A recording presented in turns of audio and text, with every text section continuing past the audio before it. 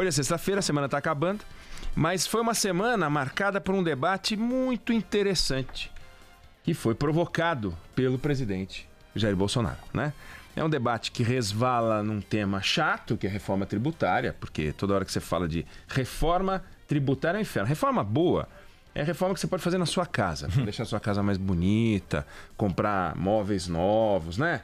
Trocar a cozinha. Isso é reforma pintar parede. Isso é reforma gostosa. Agora, reforma previdenciária, reforma tributária, reforma administrativa, blá, blá, blá, blá. A gente tem que discutir. Elas são mais importantes do que a reforma da nossa casa, a não ser que sejam reformas estruturais da nossa casa. O resto é decoração, que é bacana, é importante, dá astral. Aqui são reformas estruturais no país. Então, temas, em geral, muito complexos. Mas ele falou de um assunto que tem tudo a ver com a nossa vida, que é combustível. Ele tratou de um assunto central, combustível. E lançou um desafio para os governadores. Ó, zerem daí os tributos estaduais sobre os combustíveis, no caso o ICMS, que eu zero daqui os tributos federais sobre os combustíveis. Isso nunca vai acontecer, nunca. Mas, imaginando que viesse a acontecer, a gasolina poderia ser 44% mais barata. E o diesel 24% mais barato. Bom, o valor médio do litro da gasolina, que hoje no Brasil é de R$ 4,58, cairia para R$ 2,56. Imagina R$ 2,56 por litro de gasolina. O diesel, que é R$ 3,78, cairia para R$ 2,87. Aliás, o diesel ficaria mais caro do que a gasolina. Seria uma distorção, né? Uma coisa maluca. Bom, a vida real é o seguinte: você tira os países que produzem petróleo e fica com os outros países. Tira todos que produzem petróleo e fica com os outros. Aí vão sobrar uns que a gente não sabe o nome, que se a gente pronunciar a gente não vai lembrar.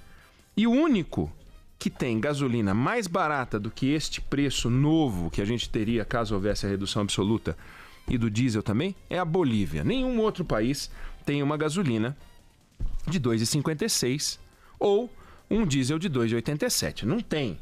Só país que a gente não sabe o nome, país produtor de petróleo, e a Bolívia. Então, do ponto de vista do consumidor, podia ser uma maravilha, mas essas contas não fecham. Por quê? O imposto que incide sobre o combustível e são os impostos federais não são a principal fonte de arrecadação do Estado, da União.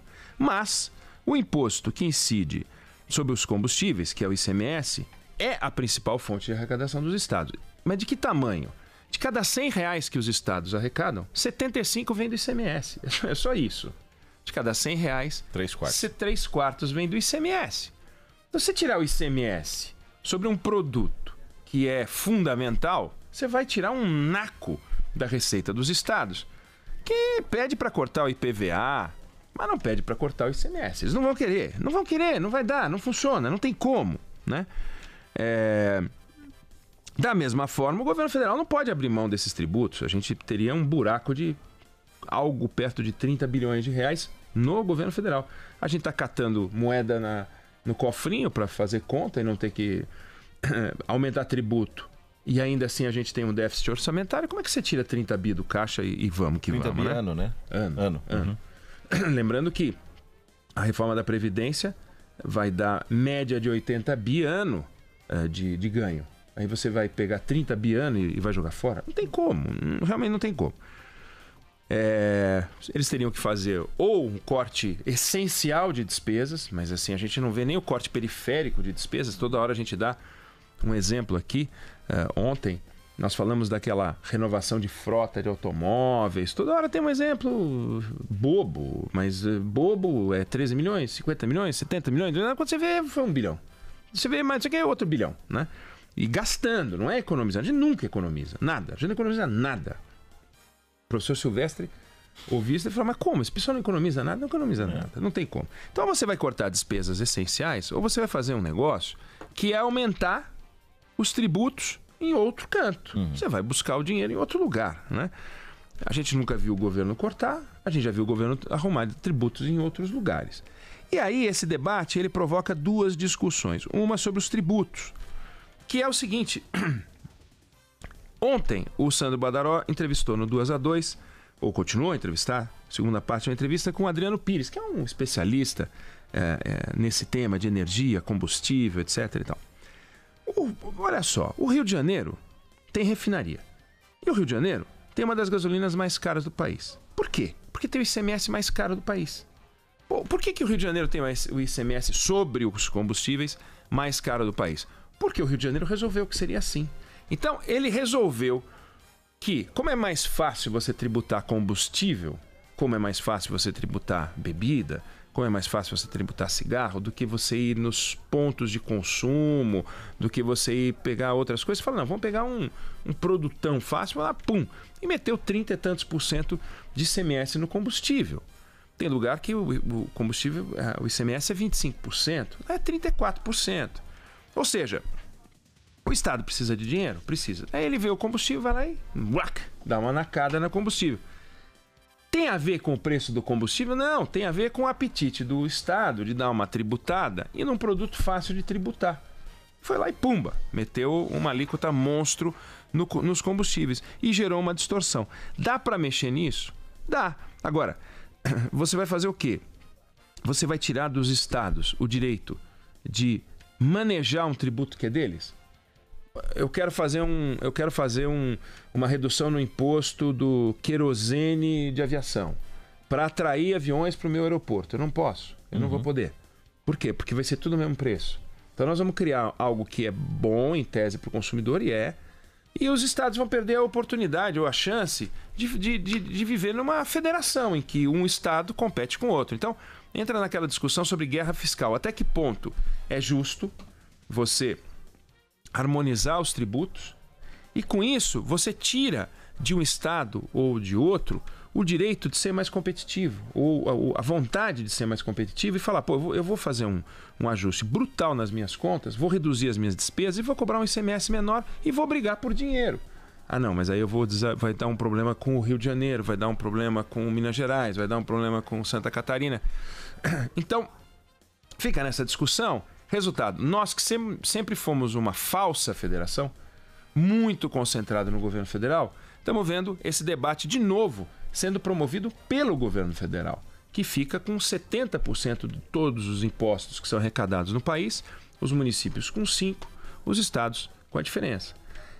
25%, 26%, é que os números são quebrados. Ou seja, cadê o poder dos governantes de realmente conduzir os seus destinos e a gente começar a votar com muito mais cuidado, porque a gente sabe que aquele camarada vai fabricar dinheiro com o nosso dinheiro, ele vai fabricar dinheiro para ele pegando a nossa tinta, o nosso papel e o nosso dinheiro. Então, é uma discussão que dificilmente vai avançar, dificilmente vão tirar coelho dessa cartola, porque é o naco essencial dos recursos dos estados e mexe com algo complicado. Toda vez que a reforma tributária começa a ser discutida, ela para onde? No ICMS. Porque é um nó. É a única coisa, em tese, que tem a ver com federação que a gente tem hoje no Brasil, né? Gera distorções, mas tem. A outra discussão que essa proposta, ou esse desafio do presidente Bolsonaro promove, é a gente perguntar, afinal, a gasolina no Brasil é cara ou é barata? É difícil de responder, né? Uma resposta simples, porque se você comparar com o que ela já foi, ela é cara. Se você comparar com o que a gente tem de dinheiro no bolso, ela é cara. Se você pensar que R$ 4,58 de preço médio na gasolina é quase R$5 para você botar 1 litro, é caro para dedéu. Mas se a gente olhar para o preço do combustível, que o combustível é dólar, tanto que quando tem um aumento no preço do barril, você tem um repasse no preço dos combustíveis, que a Petrobras pode dar ou não, que as refinarias depois podem repassar ou não, que pode chegar no consumidor ou não, mas o fato é que se você tem um barril, esse barril é cotado internacionalmente. Então a gasolina é dólar, a gasolina não é capacidade de compra daquele que usa a gasolina. Se fosse, seria bom, mas não é dólar. Como o ouro. Não é porque o ouro está na mão de um brasileiro que ele vale menos a grama. E se estiver na mão de um suíço, vale mais a grama. Você pega esse ouro, dá na mão do Felipe Bueno e dá na mão de um suíço amigo dele, vale a mesma coisa. Não é porque está na mão de um brasileiro, o mesmo vale para o litro de combustível. Infelizmente. Então aí se a gente pegar o preço da gasolina praticado em 166 países, num ranking mundial, a gente vai descobrir que o preço médio do combustível, da gasolina, no mundo é R$ 4,66. E o nosso é R$ 4,58. Bom, então, a gente está com o preço médio abaixo do preço médio praticado no mundo. Tem lugares no Brasil que é mais do que 4,66. Mas o preço médio do combustível, da gasolina, é esse. Tem países com preço menor? Tem, claro. Paraguai, 4,35, preço médio. Canadá, 4,12. Argentina, 4,02. Austrália, 4. Estados Unidos, 3,15. 3,15 nos Estados Unidos. País que cobra mais. Nosso é 4,58, né? México, 4,68. Chile, 4,76. Japão, 5,76. Espanha, 6,08. Alemanha, 6,47. França, 7,09. Portugal, 7,09. Perdão, França, 7,04. Encher o tanque de 50 litros no Brasil custa, em média, R$ 229. Nos Estados Unidos, R$ 157,50. Em Portugal, R$ 354. Então, quem roda 2 tanques por mês, que não é um absurdo, ao final de um ano gastou R$ 5.500 de gasolina aqui no Brasil. Nos Estados Unidos, 3.780, ou seja, economizou R$ 1.720. Olha que delícia. Se tiver em Portugal, vai gastar R$ 8.500, ou seja, R$ 3.000 a mais no ano para botar combustível. Se quem for ao site Global Petrol Price, vai olhar lá, tem preço do combustível, preço da gasolina, tem diesel, tem gasolina, consegue olhar em reais, em dólar, em euro, em qualquer moeda. Tem a comparação, a lista. O país mais barato do mundo para combustível é a Venezuela. E vai indo até Hong Kong, Mônaco, todos os países estão lá. É muito interessante olhar e você navega ali nos preços e vai vendo. Você consegue procurar lá gasolina, diesel, GLP, eletricidade, gás natural, todos os preços básicos da economia listados por país. Bem interessante, uma pesquisa curiosa de ver. Segundo a lista, você tem 83 países com gasolina mais cara do que o Brasil. E 80 com gasolina mais barata. A gente está no meião, só que um pouquinho abaixo do preço médio. Essa relação de preços não leva em conta o poder de compra. Não leva em conta o poder de compra. Não está aí em discussão se o etíope pode pagar o preço que paga lá, se o brasileiro pode pagar. Não é isso, não. Aí, a Bloomberg fez, anos atrás, um levantamento comparando os preços da gasolina por poder de compra. Então, a gente que está no meião lá, sobe bastante. Aí a gente vira, por poder de compra, uma das 20 gasolinas mais caras do mundo. Porque aí você leva em conta o que a gente pode pagar. Por isso que a gente sofre com esse preço.